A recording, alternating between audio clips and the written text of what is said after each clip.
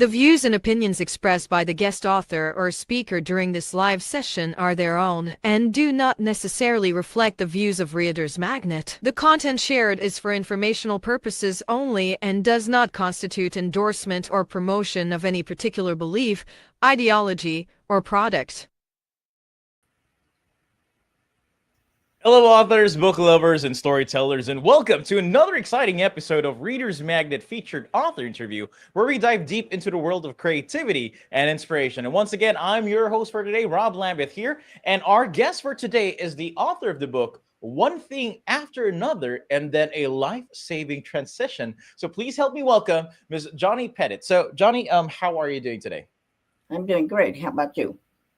I'm You're doing doing good. Thank you very much for Well, having fun here. And, to all of our viewers, though, I just want to give you a heads up, though. If ever you want to grab a copy, though, we'll be inserting links down in the comment section below. So we're going to be adding links to her Amazon, Barnes & Noble, and also to her website. And if you want to follow along and know more about the book before you grab that book and add it to your bookshelves, let's talk more and have it from the author itself. So, Jonni, just want to ask you, though, talking more about One Thing After Another, what is this book all about? Well, technically, if you have to get to genre, it is in fact a memoir. However, it's more a book about unusual adventures. My family and I did some things that I don't think 99% of the people in the world do, but they're unique, they're challenging, and I hope that I've been told that people feel like they're the one that's experiencing whatever's happening. So. Just to give you an example, we have a coronation, but not one like anybody else would ever have thought about. There's a little wartime experience where, for the guys, there's an excerpt from a Hanoi bombing mission, and my husband's plane went missing after one of those. And then we went sailing, and we got boarded by pirates. And a cruise ship tried to eat us. And I don't mean it tried to run us down. I mean, it was after us. And then we had quite an episode with man-of-war jellyfish, which nearly turned deadly. So we were also in a Discovery Channel documentary. And the big surprise at the end is the life-saving transition, which was a transition for all of us. And I promise lots of laughs, lots and lots of laughs. Hey, having a memoir with having a lot of adventure, having these again trials and tribulations, and also humor, though, is one good recipe when talking about a good story. And because talking more about this experience that you had as well, Jonni, talking more about this book here that you have written. So, after everything that's been done, after all the experience that you've been through, like what really inspired you to write this book then? Well, I think predominantly the fact that I seem to attract unusual things. My friends say, you should stay inside because it just seems to happen that I have crazy things happen to me. When I was a kid even, I was babysitting and the tornado alert went off and we didn't have a shelter. So I picked them out of the bathtub and headed for a friend's house. And we didn't get there. We ended up in a ditch and it went right over us. But because there was a little hill right there, it lifted the tornado enough. It didn't get us. But the unusual thing is 20 years later, I was shopping at a mall and this young lady pushing a stroller was following me. And I went in the store and came out and she was still there. I did that about 3 times. And I turned around and said, "Hey, what's going on? Do you need something from me?" And she said, "Did you used to babysit?" And I said, "Yes, when I was a kid." She said, "Well, I was the 2-year-old that you yanked out of the tub and put in that ditch." So you don't usually have those kinds of experiences. I mean, And collating them into a book, though, because again, I'm talking more about the experiences that had been here, and you saying that you attract the unusual, and people tell you just to stay inside, just to not attract this stuff. It is something that really puts my mind in a race right now, and having this imagination on what the book really has entailed for me once I start reading this book. But there are, because again, every author that wrote a book, there are some stories, some chapters, and some lines that they really love. So if I'll be asking you, is there a favorite line in your book, and what is it, and can you share it with us? Well, I say often in the book, your life is an adventure. Every day is an adventure, and you should think of it as that. Even when it's hard and you don't really want to be boarded by pirates with machine guns. You do, So, but you get through it one way or the other, and we're still here. So I can tell you that obviously we live. You just have to look at your life, and not wallow in things that are difficult. I mean, everybody has difficulties in their life, Sure. difficult times, and we went through some times that we weren't the best of friends, and but we never thought about divorce. We never did any of that kind of thing because 3 days later everything was better, and so that's I what agree. I agree. really try to do. And I've told everybody that I meet, you're having an adventure today, whether you know it or not. And what happens is we don't notice that that's happening until a month later or a year later, and we say, that was quite an experience. So that's a Well, kind of, yeah. yeah, and it's one good thing though. Talking more about the experience that you had though, and again, I really like the line though. Life is an adventure, and Hmm. again, you'll never know what's going to be happening. And talking about the pirate situation they have, boarded by machine guns, you'll never. And then here you are right now, telling the story out to the world, and talking more about stories here. So I just like to ask you here, Johnny, what do you think really makes a good story then?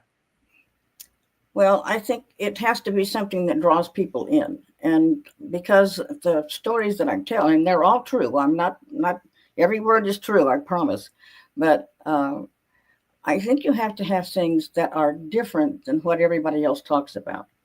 And certainly, we've had a different kind of life, and um, that I hope that draws everybody in just because of that. And those three or four things that I said happened are not even the beginning of all the things that happened over time. So it's just And important that what we do. And I'm not going to tell you what the big surprise is at the end. You have to okay, read the book to find out the what and the how and why. But sure, it, we it need does, to in read fact, the book. happen. Yeah, you have to read the book to find that out. And and also, Johnny, and one more thing though, because again, you have been sharing these true to life experiences within your book, and again, there will be times that when you write parts of your life in a book and put it into words and trying to put it in a chapter, there will be a moment where you might find it difficult to even share it, or you even might fabricate it. But coming from you as being true and honest with the book itself and the stories that you're sharing, what would you say is the most challenging part when you were writing this book? Well, I think that anytime you're in difficulty and you're reporting on that, it's hard to go back and relive that because you know that you got through it. And we had some really tough times. Obviously, when my husband's plane went missing, that was not a lot of fun. And having to relive that wasn't a lot of fun. And so the the many things that are part of your life that you kind of tend to gloss over, if you're going to put them into a memoir, you have to talk about those. And so if you're not getting along right now, well, you have to talk about why you're not getting along, and that's pretty hard to do. I agree. I agree. And it's really going back and reliving these memories. Like you've already gone through it, reliving through it, and trying to write it down and trying to reprocess the whole experience again and trying to put it on a perspective that on what you were seeing and what you were feeling during that time and reliving every word that has been written to is I would really say is really a most challenging part of the book. And talking more about of the stories that the book has entailed for us, and also, there's going to be the big surprise in the end, which people, again, to all for viewers, you got to make sure you got to grab a copy of this book here. So, talking more about the stories that they have here, of the sadness, the happiness, the joys, the fun, the adventures. I would just Right. like to ask you, Johnny, like, what is really the main theme of your book then? Well, obviously, adventure is the big deal, and telling everybody and hoping that everybody sees that our life was pretty adventuresome. My dad was in the service in the Second World War. He was a career officer, and my husband was. So we moved a lot. We did a lot of things that a lot of people wouldn't think about ever having done. And and then when we retired, we we took our RV and went all over Canada, Alaska, and uh, North America. So you you want to keep doing things as long as you're capable, and you want to try to see whatever it is. You know, you get caught in a storm. What are you going to do? You're just caught in a storm, and sometimes that storm is between you and your spouse. You know, and so Yeah, sure, I agree. those are in there, and I didn't pull any punches. I talked about what we were fussing about, and I think a lot of people have the same kind of things. I mean, you can have a fuss about how to load the dishwasher. I mean, or Hmm. where to put your folded up clothes, but you have to talk about those kinds of experiences as well as the really terrifying ones, and as well as the really funny ones. Mm. Love that. Love that. And talking more about the experiences that you have here. And again, I do believe that there are people who had read your book, read these experiences, know what the story is about, and know a part of your life as well here, Donnie. So if I just want to ask you though, as an author and as telling your life story in the book, so how do you approach feedback from readers, either they're positive or negative? But I do believe that there are a lot of people who gave you feedback about your book and what you can do and what are the other parts of it. So how do you approach them? Well, I think without feedback, you can't improve. That's one. And without feedback, you don't know how to talk to people about when they say, "What is your book about?" You know that, well, if this was really hard for them to digest, then you know that you need to work on that. And when you're talking about it. And so we've done a lot of talking about our lives over time because we did do quite a number of unusual things. And I think feedback is probably the most important thing. I mean, it's always nice to get a great review, but sometimes it's nice to have somebody say, "Well, I wasn't real fond of that part," you know, and then okay, when you talk about it, you want to explain why that happened and that sort of thing. Hmm. So So feedback at is least really you. important. And yeah, I think as I'm listening to this right now though and thinking more about it, yeah, negative feedback could be something that every author and every writer who, even though it's going to be writing their own story, their life story here, and knowing, because again, if your readers can't even digest the information that you were trying to portray during that chapter or during that moment in the story, that could be an avenue for you, an opportunity for you to try to rewrite it, try to change it, and try to make it much more digestible for people to understand Right. on what was the main Well, theme I really coming have with it. had 90% of the Mhm. people that have talked to me about the book have said that they feel like they're the ones that are going through all of that. And that is important to me because that was the whole idea.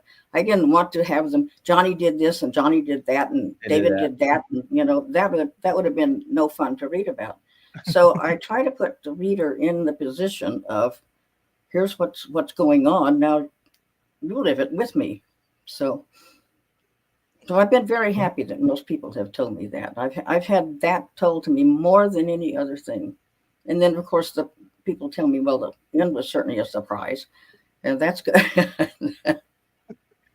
Hey, that's a good thing. And you know what? I really love, again, I really love the book here itself, and I really love the again the idea, and I really love the notions. And you know what? To all of our viewers and book lovers, if you want to see Johnny's life through her eyes, feel free to grab a copy of her book. That's Johnny Pettit's book. That's available through Amazon and Barnes and Noble, and also through her website. That's www.jonnypettit.com. That's JonniPettit.com. And you know what, Johnny, as we come with the end of today's conversation, I just want to take a moment and say thank you very much for joining us today and sharing your insights. And I'm really excited to see where your writing journey takes you next. But before we wrap this up, is there anything that, because there's going to be people who would be interested to know about that big twist in the end, or that big surprise, or want to Of course. see how life is through your eyes? Is there anything that you want to leave to your readers and future readers before we end this interview? Well, I think really the bottom line is live your life like it's an adventure. And when you look back on it, look for the good parts of it, not the bad. You can remember the bad parts, but you don't have to. I mean, we've all had tragedies in our lives, and we've all had hard times in our lives. And I talk about some of those. So people don't think, oh, well, this was just a la-di-da, whoop-de-doo, but they went sailing and it was great fun. That's not the case, obviously not with pirates. But so